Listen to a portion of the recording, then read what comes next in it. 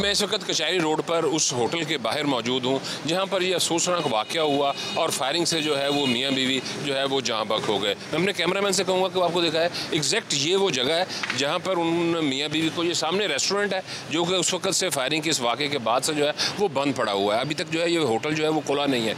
इस होटल से, इस डाइनिंग से वो मियाँ बीवी और उनके साथ एक 6 साल का बच्चा था वो निकले और बिल्कुल इसी जगह पर ही वो जो मुलजमान थे उनकी फायरिंग से मियाँ बीवी दोनों जो है वो मौके पे गिर गए, जबकि जो बच्चा था वो मौजूदा तौर पर बच गया। इस वक्त ये होटल तो बंद है। हमने कोशिश की कि इस होटल के जो मालिक है एहसन, उससे बात करने की कोशिश करें, लेकिन वो बहुत ज़्यादा डरे हुए थे और वो बात नहीं कर रहे थे। तो फिर हम जिस वक्त यहाँ पर पहुँचे तो यहाँ पे जिस होटल के इस जो प्लाजा है जिसके फ्रंट के ऊपर ये होटल बना हुआ था, तो उनके मैनेजर हमारे साथ मौजूद हैं और वो ये जिस वक्त ये वाक़या हुआ उस वक्त वो यहीं पर मौजूद थे। तो हम उनसे पूछेंगे कि ये वाक़या जिस वक्त हुआ आप यहीं पर थे, क्या हुआ, यानी कि फायरिंग हुई तो आप अपने ऑफिस से निकल के आपने क्या मंतज़र? नहीं, मैं मौके पे मौजूद नहीं था। मुझे कॉल आती है कि आपके प्लाजे में एक फायरिंग हुई है जिसकी वजह में एक मियाँ और एक बीवी मौके पे जहाँ भाग हो गए हैं। तो मुझे घर से ओनर की तरफ से आर्डर हुआ कि आप प्लाजे जाएं और जाके मालूमात चेक करें। आप जिस वक्त ये वाक़या हो गया उस वक्त फौरी तौर पर आपको इतला मिली, मुझे, मैं आया, मैंने चेक किया तो मुझे ऐनी शादीन ने बताया कि पहले एक मोटरसाइकिल आया, उसने आगे 2 फायर किए, एक हवाई फायर किया और वो भाग गए। फिर उसके राइट 2 मिनट के बाद वो दोबारा आते हैं, उन्होंने फायरिंग की है।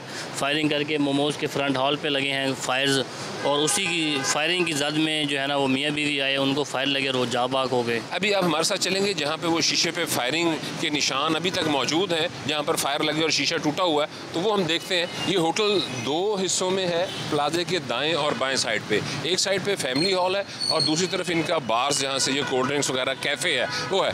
ये देखिए, जब वो पहली मरतबा वो लोग आए और उन्होंने फायरिंग की मुलजमान ने, तो ये सामने शीशे पे आपको निशान लगे हुए नज़र आ रहे होंगे। इधर भी फायर लगा और उसके बाद यहाँ पर भी फायर लगा। यहाँ पे सिक्योरिटी गार्ड भी बैठा हुआ था लेकिन वो लकीली बच गया। ये यहाँ पर उन्होंने पहले होटल के इस पोर्शन पे जो थी वो आके फायरिंग की और इस फायरिंग करने के बाद फिर वो लोग चले गए और जाने के कुछ देर के बाद फिर वो दोबारा चौक कचहरी से जिस वक्त चक्कर लगा कर आए तो फिर उन्होंने इसी होटल के जो दाएँ साइड के ऊपर जहाँ पे रेस्टोरेंट था, जहाँ पे फैमिली हॉल था, वहाँ पर उन्होंने फायरिंग की और उस फायरिंग के नतीजे में जो था वो मियाँ बीवी जो थे वो जहाँ बक हुए हैं। जैसे कि हमने आपको बताया कि इस तरह के वाक़यात में अक्सर मुल्तान शहर में जो हवाई फायरिंग के वाक़यात होते हैं या ऐसे वाक़यात जिनमें बदमाशी का अंसर जो होता है वो टेरर फैलाने का अंसर बहुत ज़्यादा होता है, उसमें जो है वो अंदरून शहर के लोग हमारे जो है वो इन्वॉल्व होते हैं। तो ये हमने आपको मौका भी दिखाया और यहाँ पे फायरिंग हुई थी वो जगह भी दिखाई जहाँ पर वो था। अभी मैं आपको वो जगह भी दिखाऊँगा, अपने कैमरामैन से कहूँगा कि वो पार्किंग दिखाए जिसमें 2 माह पहले उनकी जो है ये वो जगह थी पार्किंग वाली जहाँ पर उनका मुलजमान का जो होटल का मालिक है एहसन, उसके साथ दूसरी मरतबा झगड़ा हुआ। जो पहली मरतबा झगड़ा हुआ वो 3 साल पहले हुआ था और वो 3 साल के बाद वो जब दोबारा मिले और फिर उसका अनलकीली फिर दोबारा जब उनका हुआ सामना, तो इस पार्किंग प्लाजे में, इस प्लाजे के सामने जो पार्किंग थी, तो उस पार्किंग में गाड़ी खड़ी करने पर उनका झगड़ा हुआ और फिर ये झगड़ा जो था वो 2 नाहक लोगों की जो है वो जान ले गया। अभी हम चलेंगे अंदरून शहर के इलाके में और वहाँ से लोगों से बात करेंगे कि आखिर क्या वजह है कि जो इस तरह के वाक़यात होते हैं जिनमें टेरर फैलाया जाता है और हवाई फायरिंग के वाक़यात होते हैं, इसमें आखिर ऐसी कौन सी साइकी है कि जो हमारे अंदरून शहर के लोग हैं वो इसके अंदर बहुत ज़्यादा इन्वॉल्व होते हैं। तो अब मेरे साथ चलते हैं अंदरून शहर और वहाँ जाकर लोगों से बात करते हैं। दोहरे कत्ल के इस वाक़े पर जब हम काम कर रहे थे तो हमारे सामने बहुत से इंकशाफात हुए। हमने पुलिस हुकाम से भी बात की तो यही चीज़ सामने आई कि शहर में गुज़िश्ता 2 से 3 दहाइयों से कोई भी अगर कोई भत्ते की पर्ची होती है, कहीं पर कोई हवाई फायरिंग होती है या शहर में कोई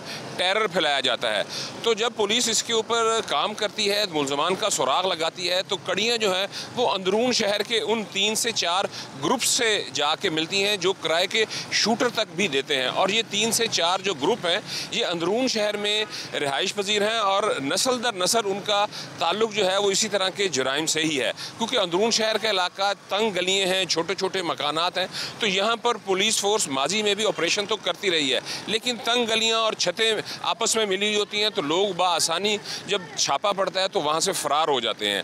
तो इस वजह से अंदरून शहर में जो है वो ऑपरेशन करना थोड़ा सा मुश्किल तो होता है। तो इस सारे वाक़े का जब हमें पता चला कि अंदरून शहर के लोग, चंद ग्रुप्स ऐसे हैं जो इस तरह के वाक़यात में मुलविस हैं, तो हमने ये फ़ैसला किया कि अंदरून शहर चलते हैं और वहाँ जाकर कोशिश करते हैं कि वहाँ के लोगों से बात करें कि आखिर क्या माइंड सेट है कि वो इस तरह से असले के साथ तस्वीर बनवाते हैं, टिकटॉक बना के जो है वो वायरल कर देते हैं।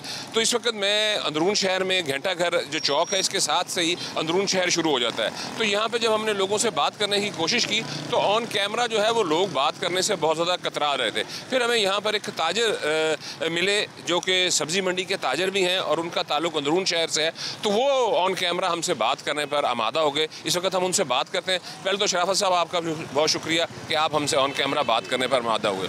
अच्छा, आपका ताल्लुक भी अंदरून शहर से, आप क्या समझते हैं कि शहर में जितनी भी टेरर की वारदातें होती हैं, भत्ते की वारदातें होती हैं और इसके अलावा जो टिकटॉक असले के साथ बनाकर वायरल कर दिए जाते हैं, उनमें अंदरून शहर के लोग होते हैं, ये क्या माइंड सेट है?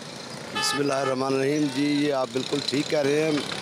ये अभी कुछ अरसे से ये इसने ज़्यादा वो आया है जब से टिकटॉक का आया है सिलसिला, क्योंकि इसमें पहले जो निज़ाम चल रहा था वो भी काफ़ी डेंजरस था, मगर अब आके एक क्रिमिनल लोग जब वो जाते हैं कचहरी में और मुख्तलिफ़ ग्रुप्स जो हैं वो उनकी टिकटॉक वायरल करते हैं, वो माशरे में एज ए हीरो वो अपने आप को पेश करते हैं और जाके जो है उससे हमारी नई जो जनरेशन है उसके ऊपर बहुत साइड इफ़ेक्ट आते हैं। जी, आपने बड़ी अच्छी बात की कि जब वो वीडियो बना के टिकटॉक हथकड़ियों में कचहरी में बनाते हैं तो वो हीरो बनकर जो है वो पेश होते हैं। जी, अंदरून शहर में 3 से 4 ग्रुप्स ऐसे हैं जो गुज़िश्ता 3 से 4 दहाइयों में नस्ल दर नस्ल बदमाशी करते हुए आ रहे हैं, शहर में भत्ताखोरी करते हुए आ रहे हैं। और इन्हीं 3 से 4 ग्रुप्स की वजह से जहाँ पर अंदरून शहर में खौफ की फ़ज़ा है, वहीं पर ये पूरा इलाका बदनामी का बाइस इन 3 से 4 ग्रुप्स की वजह से बन रहा है। मैं इस वक्त चौक घंटा घर पे मौजूद हूँ। ये मुल्तान का मरकज़ी चौक है और इस चौक के ऊपर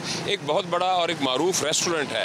इस रेस्टोरेंट के मालिक को भी कुछ अर्सा कबल इन्हीं ग्रुप्स में से एक ग्रुप ने सिर्फ भत्ता ना देने पर रेस्टोरेंट पे आकर फायरिंग की और इनको 7 गोलियां मारी और ये मौजूदा तौर पर बच गए, ताहम 2 माह तक ये निश्तर हॉस्पिटल में ज़िंदगी और मौत की कशमकश में रहे। उनसे हम पूछेंगे कि ये क्या वाक़या हुआ था और इसकी बुनियाद क्या थी। देखिए, बुनियाद तो ये बात है कि कोई मेरी ज़ाती लड़ाई तो किसी के साथ थी ही नहीं ना, तो यही था कि दुकान पे आके बदमाशी करनी, भत्ताखोरी करनी, उसकी बुनियाद पे मुझे जनजड़ किया गया। बाकी सारा अंदरून शहर गलत नहीं है, लेकिन चंद लोग ऐसे ज़रूर हैं कि जो लोगों के साथ ज़्यादती करते हैं, भत्ताखोरी करते हैं, बदमाशी करते हैं, मुफ्तखोरी करते हैं, मगर हमारी जो गवर्नमेंट है वो इसके खिलाफ करने के लिए कुछ तैयार नहीं है। अच्छा, ये जो अंदरून शहर के लोग आजकल बहुत ज़्यादा टिकटॉक पे वायरल हैं असले के साथ, और जिस वक्त ये पेशी पे जाते हैं उस वक्त भी जो है इनके वीडियोस बनती हैं, वो वीडियोस बनाते हैं फिर अपने मुखालफिन को भेजते हैं। क्या आप समझते हैं कि इस तरह की जो वीडियोज़ हैं वो भी माशरे में वायलेंस का सबब बनती हैं?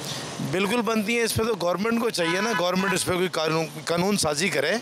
यानी इस तरह शो ऑफ करना तो वैसे कानूनन जुर्म है।